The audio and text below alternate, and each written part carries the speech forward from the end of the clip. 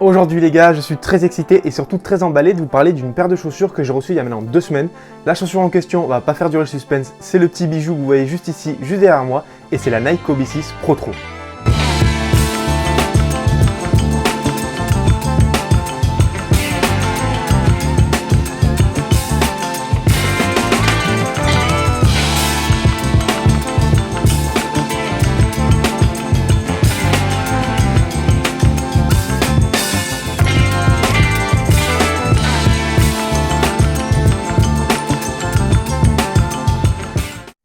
Alors pourquoi je suis autant emballé à l'idée de vous parler de ces Kobe 6 Pro Tro? Non pas parce que en ce moment c'est la tendance de surfer sur les sujets de Kobe Bryant depuis sa mort, mais surtout parce que pour moi les chaussures de Kobe sont les chaussures les plus performantes qu'il y a sur le marché.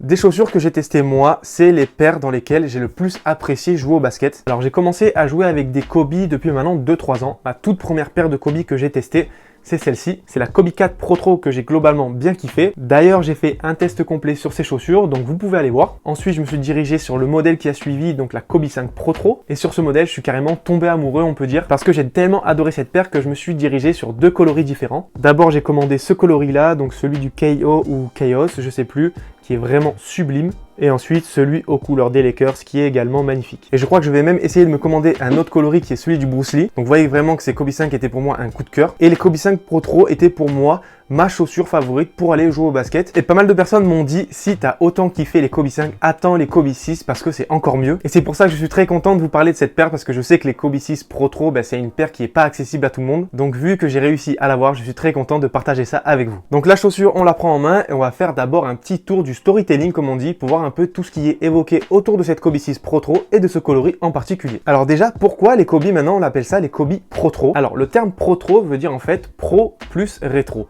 Donc pro pour la performance et tro qui veut dire rétro. Et ça veut dire qu'on a pris les modèles de Kobe de l'époque mais qu'on y a ajouté les nouvelles technologies et innovations de maintenant pour la rendre encore plus performante. Alors ensuite, on va parler du coloris de cette Kobe qui est celui du All-Star. C'est le modèle que portait Kobe Bryant lors du All-Star Game de 2011 à Los Angeles, donc au Staples Center. Et pour Kobe Bryant, qui dit jouer à domicile, dit forcément sortir une grosse perf. Il a donc été élu MVP à la fin de la rencontre avec 37 points. Voilà pourquoi ils ont décidé de ressortir ce coloris de l'époque qui est assez symbolique. La première chose qui saute aux yeux et qu'on voit directement sur ces chaussures, c'est ce rouge dominant qui fait donc référence aux couleurs du maillot que portaient Kobe Bryant et ses coéquipiers qui était entièrement rouge. On retrouve aussi d'autres éléments autour de ce All-Star Weekend, notamment au niveau de la languette en haut, on y voit le logo signature de Kobe, mais quand on change d'angle de vue, on peut voir l'inscription West qui est donc la conférence où jouait Kobe.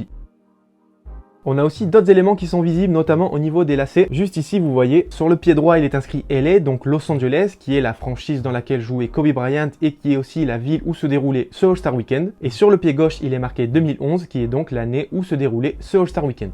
Vous allez voir que sur ce modèle de Kobe, Nike a fait en sorte de retranscrire au maximum le lien avec le surnom de Kobe Bryant qui est le Black Mamba. Alors comment ils ont fait pour s'y prendre? On peut le voir déjà au niveau de l'empeigne. On a un mesh qui est recouvert d'une multitude de points en plastique. Ces petits points en plastique sont censés représenter des écailles et ces écailles font référence à quoi? À une peau de reptile, donc écaille égale peau de serpent, le Black Mamba, Kobe Bryant. On a de nouveau ce désir d'évoquer ce contexte-là, notamment avec des petites inscriptions, des petits détails qu'on peut retrouver en bout de pied où il est écrit Venomenum, donc Venom pour le venin de serpent et Venomenum qui veut dire phénoménum, donc phénomène, et on mixe les deux, ça donne Venomenum. On a aussi une autre inscription à relever, cette fois-ci elle se trouve à ce niveau-là, au niveau de l'extérieur de la chaussure. Les petits points que vous voyez, c'est une écriture en braille qui, d'après mes infos, veut dire Black Mamba. On retrouve encore tout cet univers au niveau de la semelle extérieure, donc sous la chaussure, avec les motifs pour l'adhérence qui font penser encore une fois à la peau des reptiles avec ses mouvements circulaires ondulés de différentes tailles.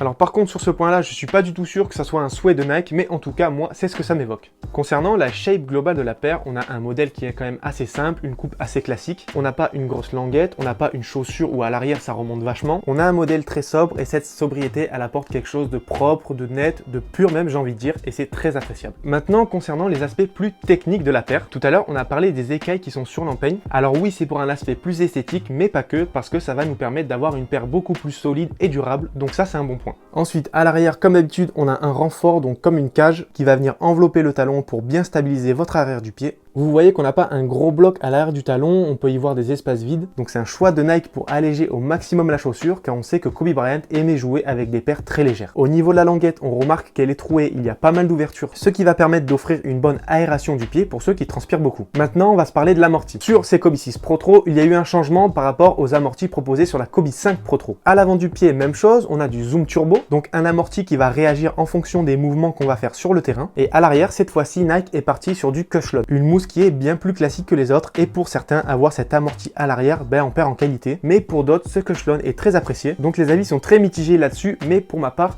je pense pas que ça change grand chose qu'on ait du Cushlon ou autre chose. Le Cushlon, ça reste quand même une mousse de qualité, et en plus de ça, la plupart du temps, quand on joue au basket, on est sur la pointe des pieds, donc avoir un changement à ce niveau-là, je pense pas que ça se ressente vraiment sur le terrain. Après ça, bien sûr, c'est à l'appréciation de chacun, donc il faut aller les tester. Alors ensuite, sous la semelle, on a une petite plaque en fibre de carbone qui est ici pour solidifier la paire sans pour autant, encore une fois, l'alourdir, donc on va gagner en stabilité car la chaussure, pour le coup, ne se déformera pas. Et dernier point, ça sera donc le système d'adhérence qui est sous la chaussure. On a des motifs qui, à première vue, ont l'air d'être solides et d'avoir quand même une certaine flexibilité pour permettre une bonne accroche au sol sur les mouvements explosifs. Mais ça, encore une fois, pour être sûr, il faut aller les tester. J'ai oublié de vous parler du prix de ces Kobe 6 Pro Tro, donc moi je les ai eu au prix de 175 €. Et pour ceux qui n'ont pas eu la chance de les avoir et qui aimeraient se la procurer, je vous conseille d'aller faire un tour sur Vinted. Donc moi je sais que dans ma taille en 43, j'ai trouvé des modèles qui se vendaient à 195 €, donc c'est pas non plus excessif. Alors si vous voulez vraiment vous la procurer, je vous conseille d'aller voir sur Vinted. Ah, et je voulais aussi vous parler de quelque chose qui me chiffonne beaucoup sur ces Kobe 6 que j'ai reçus moi, c'est qu'il y a un défaut de fabrication sur le pied droit. Ça se trouve à l'intérieur de la semelle. Donc je sais pas si la semelle a été mal découpée ou mal collée, mais en tout cas ce qui est vraiment agaçant, c'est dépenser une somme de 175 € dans une paire de Kobe. On sait que c'est une paire qui va être très attendue, qui va être vendue en quantité limitée, et de trouver ce genre de défaut de fabrication sur un modèle comme celui-ci, je trouve que c'est vraiment un travail négligé de la part de Nike. Donc voilà, j'en ai terminé avec ces Kobe. Je pense que j'ai rien oublié. En tout cas, si c'est le cas, n'hésitez pas à le dire en commentaire. Donc au travers de ce genre de vidéo, de cette vidéo en particulier, c'est l'occasion de pouvoir transmettre un peu tout l'euphorie et l'engouement qu'on peut ressentir quand on reçoit ce genre de modèle, parce que je sais que ces Kobe, elles sont pas accessibles à tout le monde, et que moi j'ai eu la chance de pouvoir mettre la main dessus. Et je sais qu'il y a beaucoup de personnes qui se disent que c'est bon, il en fait trop, c'est juste une paire de chaussures. Mais la valeur qu'on met sur certaines choses, c'est propre à chacun. Pour moi et pour d'autres, ça va être de recevoir une paire de chaussures. Pour certains, ça va être des tableaux. Pour d'autres, ça va être des objets plus banals. Mais en aucun cas, on doit être là à dénigrer ce que les gens ressentent au travers de certaines choses. Chacun a sa propre vision et son propre ressenti sur ce qui le passionne. Donc tout ça pour dire, soyez fiers de ce que vous aimez et de ce que vous faites, et que pour le reste, il ne faut pas y prêter attention. Donc comme je l'ai dit, fin de vidéo, donc allez liker, partager et vous abonner. Et moi, en attendant, je vous dis à bientôt pour la prochaine vidéo.